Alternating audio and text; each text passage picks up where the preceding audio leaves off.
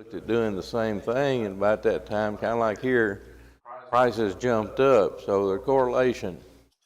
Well, he was telling me about the drugs being what kind of raised prices. And then I'd forgotten who told us in Vancouver, but a taxi driver, Barbara and I were in, was telling us that he thought the same thing had happened there.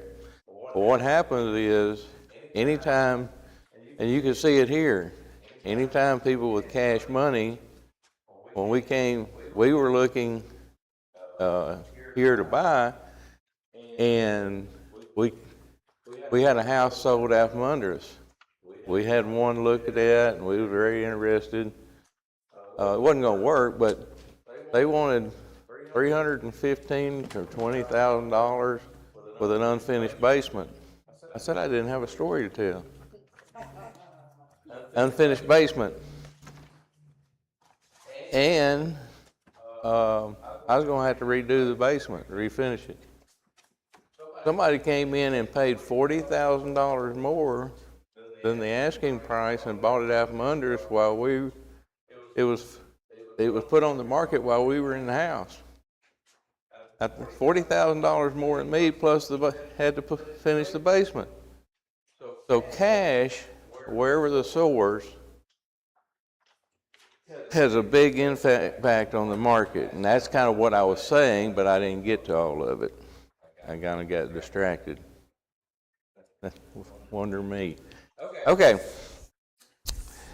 Last week we were talking about church history and the changes that have gone on throughout the Jewish group in the Old Testament. We're talking about the changes going on in the church, Catholic Church meaning universal. And so as we're studying it, this is not degrading the church, the Catholic Church. It's just saying, pointing out history, how the church has changed and added things and brought things in, and through that, one of the things that they look at is the Catholic Church looks at apostles' teaching, what's been taught. There's some brochure, there's some paperwork back there for y'all to get. Yeah. This is what, and and so changes are going to happen because you have culture that moves in to any organization and has an influence. What was the influences that happened to the church in the beginning? Well, we saw all the scriptures that talked about false teachers and false teachings coming into the church, and it was predetermined by God that this was going to happen, so He put it in Scripture. And so the first page here we're going to look at in a little bit is really hard to read because I couldn't find the paperwork that I had used, and I had to use a transparency, and it didn't do very well. So as we're studying the Catholic Church, it's going to have not only the hedonists, the Jews, it's going to have the Greek mythologies, it's going to have the Roman mythologies. It's going to have all of these things that come into play that are going to try to influence the church. And then what was the last thing that we studied? What group of people came in that really influenced the church? Those that were uncivilized, uncultured, the barbarians. And barbarian means not of the civilization or civilized people, meaning the Christian church, the Roman Empire, or the Greek Empire. The Greeks. And since you were not part of that, well, they want to accept them and grow the church. And so they're going to start bringing in all these cultures and belief systems and put them inside of their culture, of the church. And so, as we're studying the church, um, here are some of the things. First, last week we studied episcopacy. If you remember, episcopacy means it's church government. And church government means it was being controlled or ruled over by a bishop. And so the bishop was the person that's going to be somewhat keeping the system flowing, but also making sure and trying to keep as much outside culture as possible. All right. So if you've turned over to, and got the first page here, the emergence of the Roman Catholic Church. What did we say is happening here in the 300s? In 313, you're supposed to write it down last week. Constantine created the Edict of Milan and created religious freedom because of all the persecutions that had been going on before that. And with these persecutions, the church was growing, but it was undercover. It was underground a lot. And so he's going to make it religious freedom. And then we have another person that's going to come about in 380, Theodosius, at the Edict of Thessalonica, and he makes Christianity a state religion. Well, what do we have today? We have the freedom of religion, but the state cannot sponsor a religion. And remember we talked about the Church of England that was created by Henry the Eighth, that makes it a state religion in England. And of course the church of that background is over here too. All right.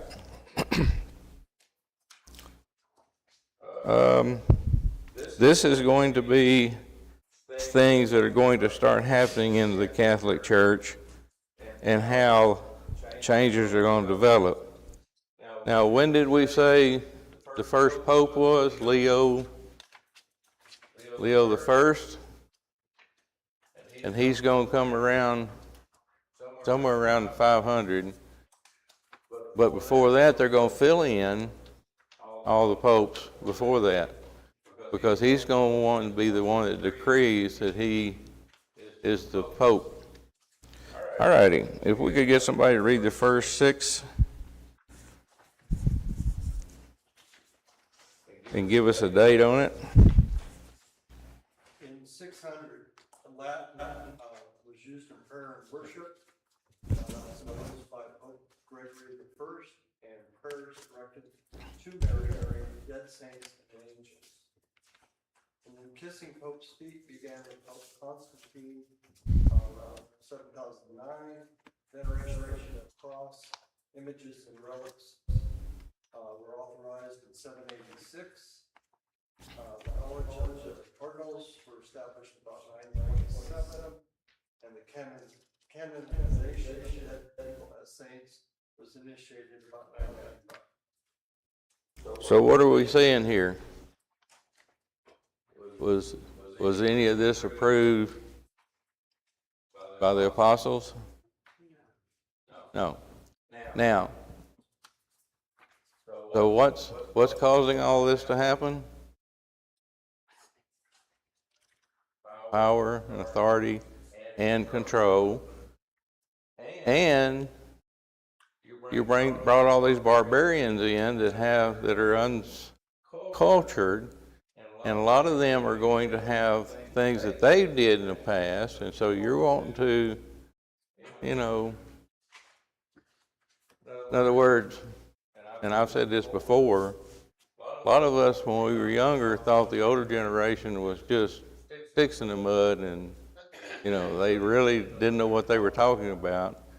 And then all at once we go, well, if you give a person an inch, they'll take a mile. Go ahead. I was going to say a lot of this has to do with bringing in iconography and like ritualistic pieces from some of the cultures that were assimilating into the Catholic Church. Yes. Yes. More at home. make them feel more at home. And in a way, it's like our news today. A lot of it is a distraction. It's a double-edged sword. A double-edged sword. It's a distraction. In other words, if you're having problems in the church, what do you kind of want to do? Deal with it, or kind of, well, let's just make distractions to create a situation where we don't have to deal with the problem. All right. Any other comments?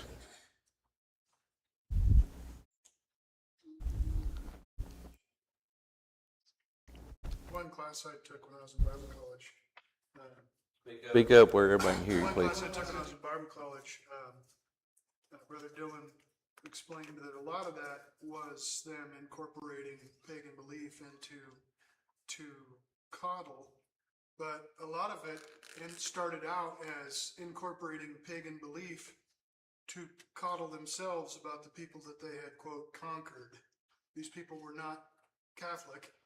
They were not part of the universal church, quote unquote. However, their beliefs were being incorporated in order to placate them so that the conquering church, as it were, could say, see, we're not so much different than you.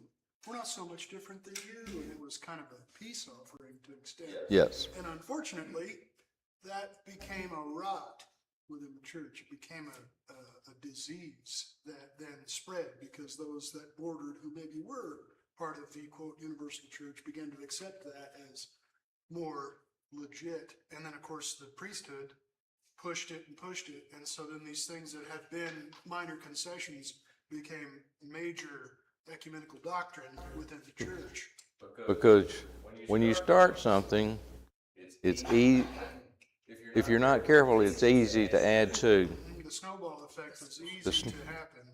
Yes, the snowball effect. The grand scale of time that we're talking about and the grand reach of the Holy Roman Empire, as it were. Yes, yes. So all these things are merging, not to say that the Catholic Church, meaning universal. Yes, sir. Just to kind of tack onto that, one of my biggest criticisms of the Catholicism in general as an organization is it became a political thing just as much as it was a religious thing. Not that Yes. religion it should not influence how you know, yeah, your moral political beliefs. It's not that Yes. can't happen, but there's a difference between taking the morality of your faith and using it to guide how you affect change and then playing the political game itself. So what two things merged to create that?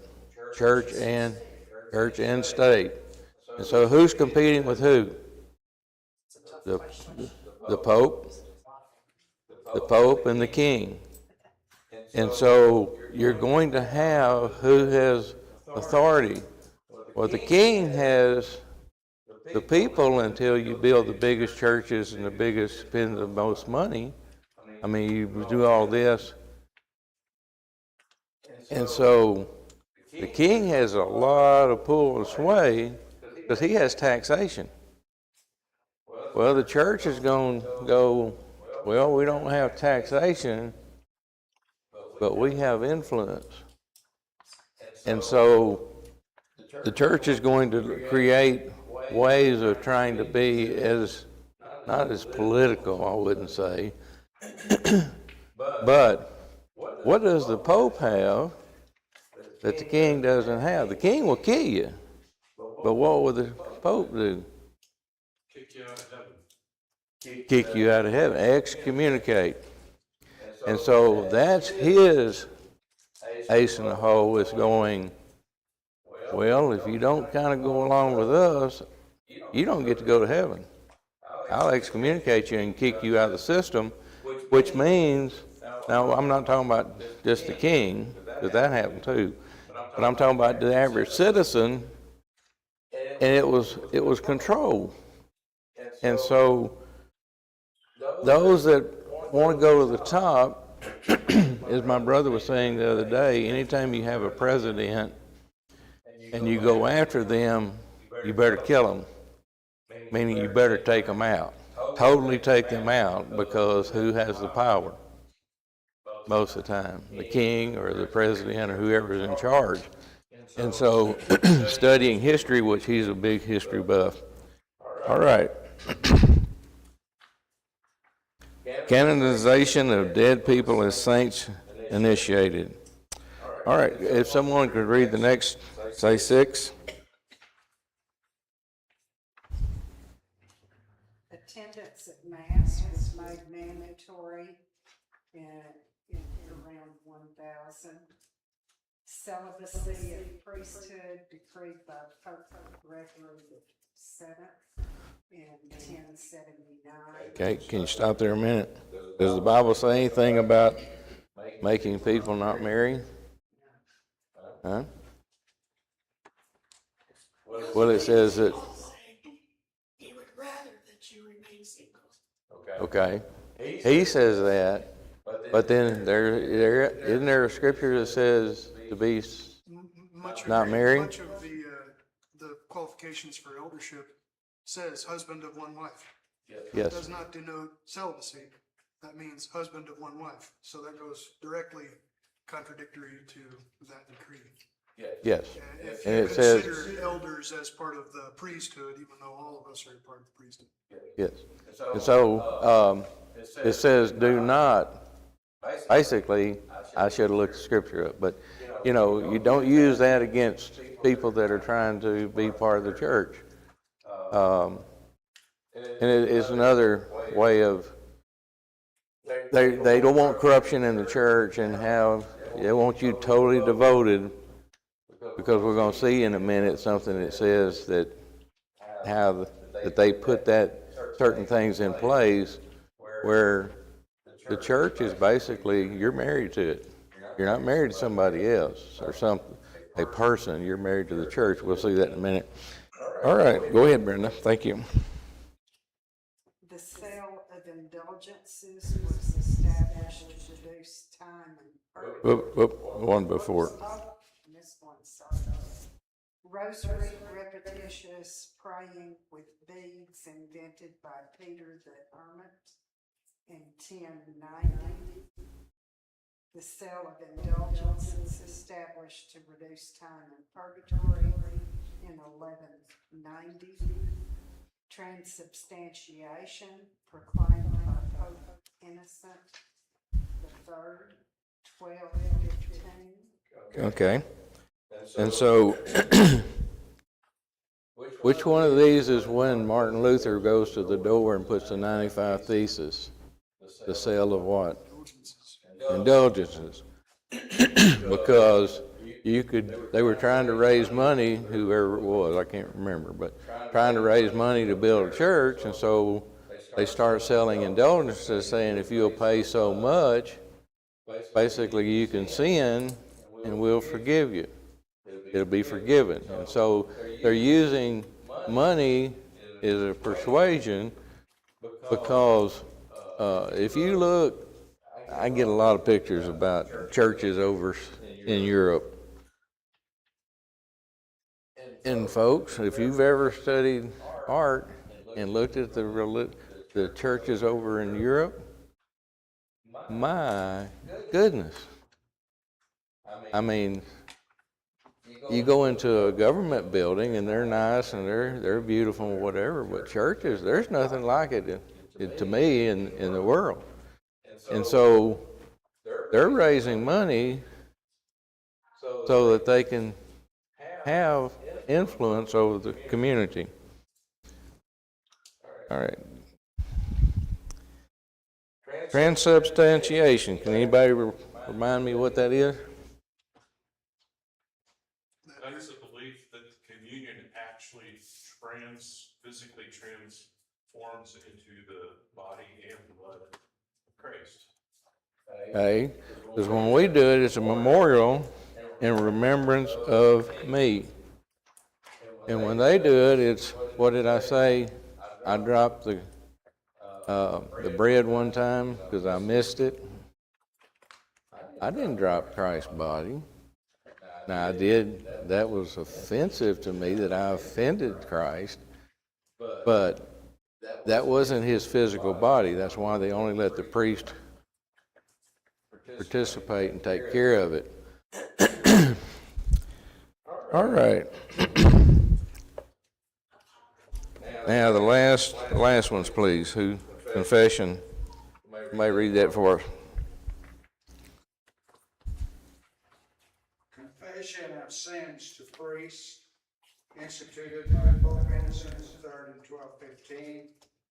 The doctrine of seven sacraments affirmed, 1439. Tradition claimed equal in authority with the Bible from the Council of Trent in 1545, and apocryphal books were declared canon by the Council of Trent in 1546. Okay. So, confession of sins to the priest. Remember I was saying that a lot of that was purity, and they were trying to, the people didn't know, they were using Latin, and a lot of countries that had been taken over, not taken up, converted to Catholicism, they were honest people. And a lot of times their mass was in a language they didn't understand, and so they were just following what they knew because they were uneducated and did not have a knowledge of Scripture. And they were just wanting to be led by somebody that had the knowledge. But the confessions turned out to be, as I was talking about, if you have and go confess to a priest, what were I saying here a while back that you're confessing, and what is that priest a lot of times trying to do? Well, that's what he's calling it, but sometimes it was used because you want to know what was going on in the community. Reconnaissance. Sir? It was reconnaissance. Reconnaissance. A lot of it was, because they were trying to figure out what was going on in the community, and not only for the church, oftentimes for government officials. Government officials, and use that against them, because that was power. It's like blackmailing today. And I'm not saying that most of it was not pure. I'm just saying it happened because if you have a king and you have a pope and you have people on the inside, what are the council, the advisors around the king? What are they for? To know what's going on in the community. And what is the Pope wanting to know? Because he don't want to lose control, because that's the only thing he has is a kind of a power struggle. And so he doesn't want the king to get way ahead of him and have a lot more power. He wants to be at least equal. And I'm not saying that this is just life. This is what happens. And if you watch anything dealing with kings and that background, especially in Europe, man, a lot. And you had all the, a little bit later, you're going to have the Protestants and the Catholics. And what do they do to each other? What, Susan? And they kill each other by the masses. But what are we leaving out here that happens around 600? I think it's in the 5 something. What religious group comes about? Islam. Muhammad. And today a lot of people are worried about what's going on around the world. I think something like 2/3 of the world's Christianity was demolished by the Islam. Because they are, a lot of times, and let me distinguish this. Someone posted on Facebook, a friend of mine, about the Muslims and whatever. And so I posted back, I said, well, for the most part, I am not worried about Muslims, but I am worried about Islamists. Let's distinguish between the two. But the problem is that most of those people have lived under tyranny, And so if one group, like their group, ever gets in control, they're not going to take your side because they know what's going fixing to happen. And so when we study a lot of times people today think, and I'm getting dry, that the Christians were the bad people as far as when it came to all of the, what was it called? Well, at the time of the first crusade, half of the Crusades. were conquered by California. Yes, All the way up there, the Iberian Peninsula, partway in France, to where the Germanic tribes were. So yes, that initiated, I mean, nothing's ever black and white, don't get me wrong, but it's a brutal time. And Yes. if you look at through the moral lens of today, it seems barbaric. yes, yes, Not argument that had that not happened, Christianity as we know it may not exist. yes. Well, it may not. It probably wouldn't, because they were taking so much land and so much. And what's the Christian thing? Turn the other cheek and basically go along and get along with everybody and be somewhat passive until it just came a time they said, well, we can't keep doing this. All righty. The next to the last one, tradition claimed equal in authority with the Bible. Is tradition equal to the Bible? No. No, because can you just keep adding if you have tradition?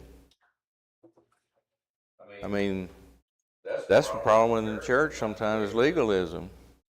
We get very legalistic and, well, we've always done this, and it's got to be reined back sometimes, or progressivism.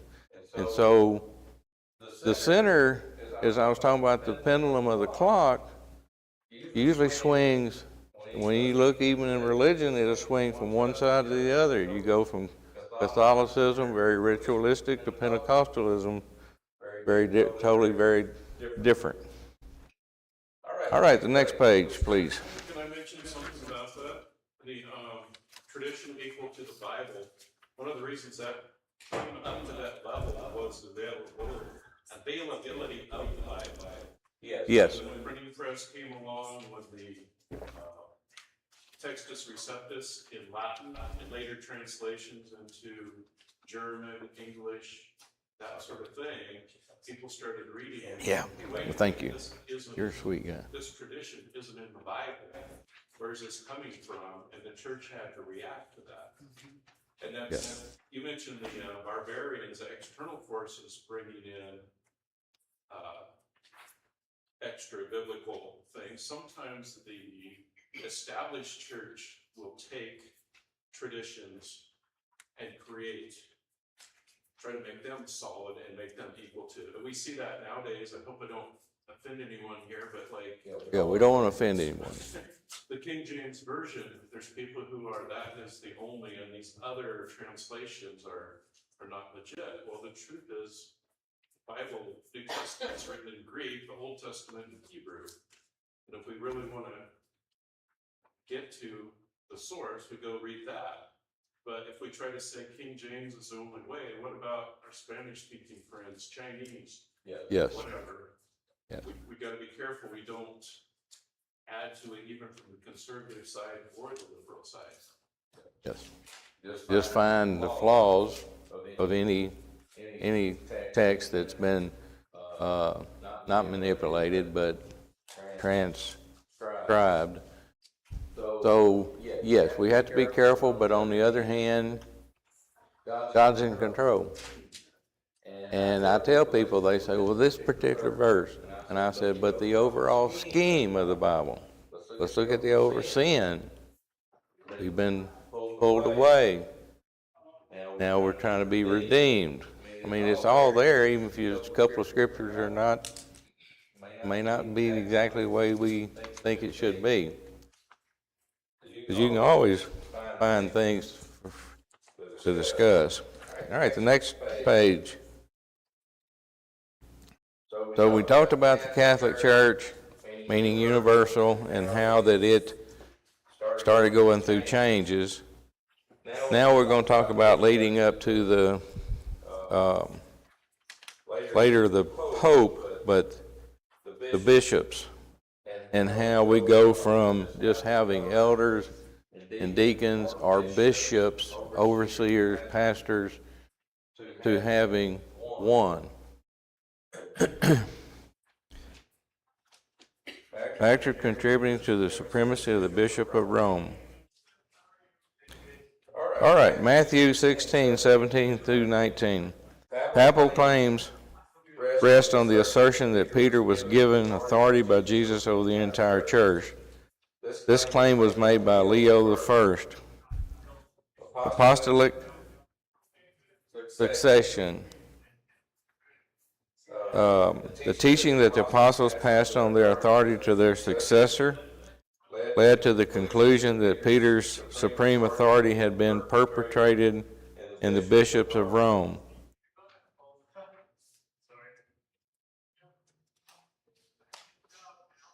All right, so things are being passed along, and the authority is being passed along because they're trying to make a succession of authority by elevating a person.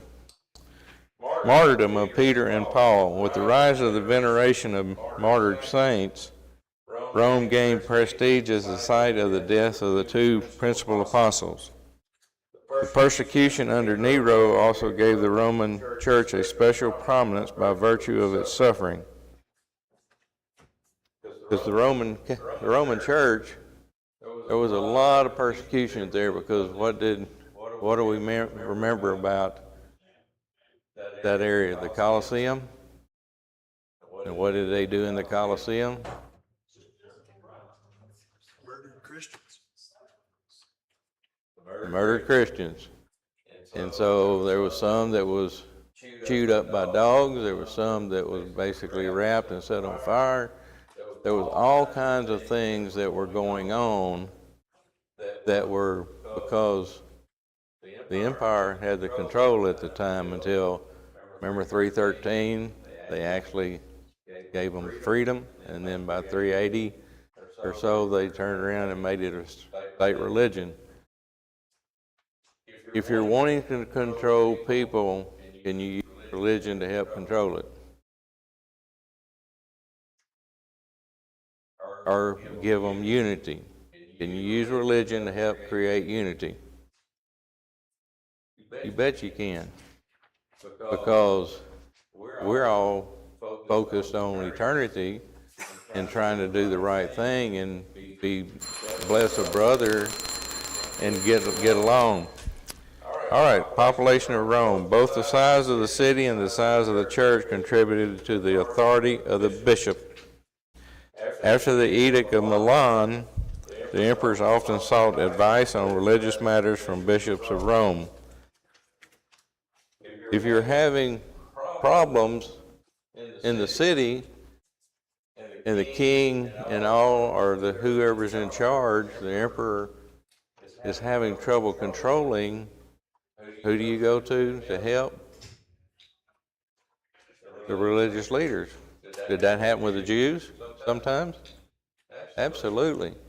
And so, because when Rome conquered, they created city-states, and what was their philosophy?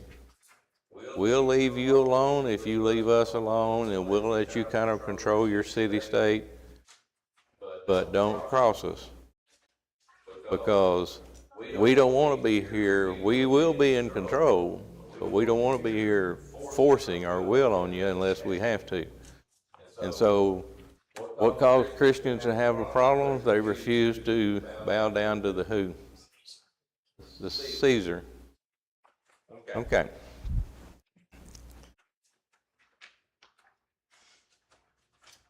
Language. The Latin-speaking West, led by the Bishop of Rome, was often able to cut through the knotty theological dilemmas that encapsulated the Greek-speaking English, because of the lesser ability of the Latin language to express subtle shades of meaning. So they're having trouble communicating, and so they're going to use ways around this. And location of the 5 patriarchal cities, only Rome was in the west. Thus, the Bishop of Rome exercised authority over much more territory than the other patriarchs. So this is setting up the west to be more in control, because he's going to be over lots of territory instead of Constantinople and that area over there, later the Byzantine Empire. There's also that thing that you tend to fight more with the people that you're closest to.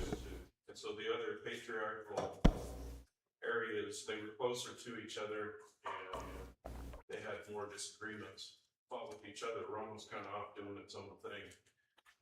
Yes, off to its own thing, and then all these church schools are going to be brought about, and all these different places teaching doctrine. And so years ago, I don't think it's as bad now, but you remember the Church of Christ used to, one group would write a letter and whatever and start something, and then another one would respond, and another one would respond, kind of like politics. That's kind of what's going on here. Missionary outreach. The Bishop of Rome, such as Gregory I, encouraged successful missionary work among the barbarian tribes, who then looked to Rome with great respect. The Eastern patriarchs were much less successful in evangelizing the Persians and later the Muslims. Of course, the barbarian invasion, we've already studied that, and we talked about the loss of territories. All right. Well, if I can get my pages together. Let's go to the last page first, then kind of end. This is the organization of the Roman Catholic Church.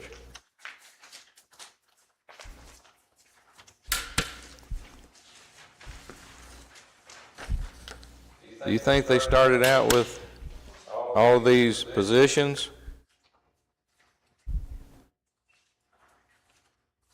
Let me ask you a question. The Vatican. Has anyone ever been to the Vatican? Susan has. This gentleman has. Anybody else? Linda has. How big is that area? Did you know that the Vatican City is also a state? And it's also a country. It's the smallest country in the world. I looked up Vatican City. Anybody have a phone? And look up Vatican City and see what it says?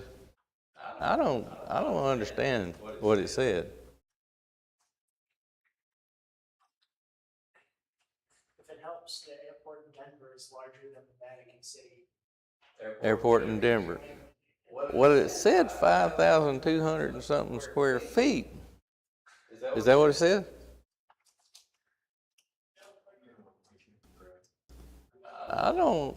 I didn't get that one. Because, I mean, churches are bigger than that. And I know that church is bigger than that. But I don't know. But it's small. If you go to Washington, D.C., I think it's 28 square miles.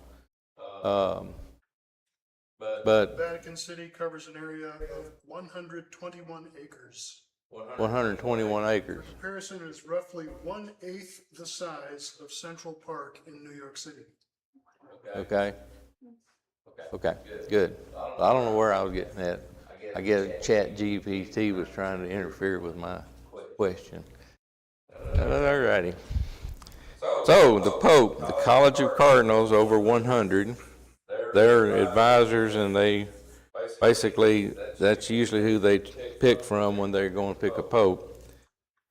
And if you look all the way down, let's see, they have an apostolic datary and apostolic chamber, but look to the right of that, an apostolic chancery, a Roman rota.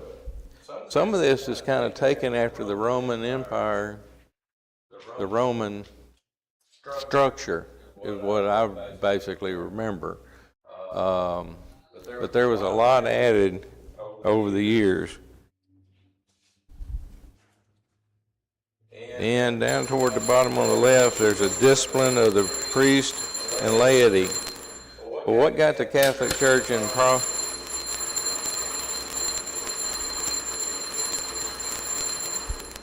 what got the Catholic Church in trouble in the last 100 years? Molestation of children. And so there's a lot of things that have gone on through the time period of the church, and that's just another time of things happening and causing problems in the church. Thank you. Any questions, comments? Nope.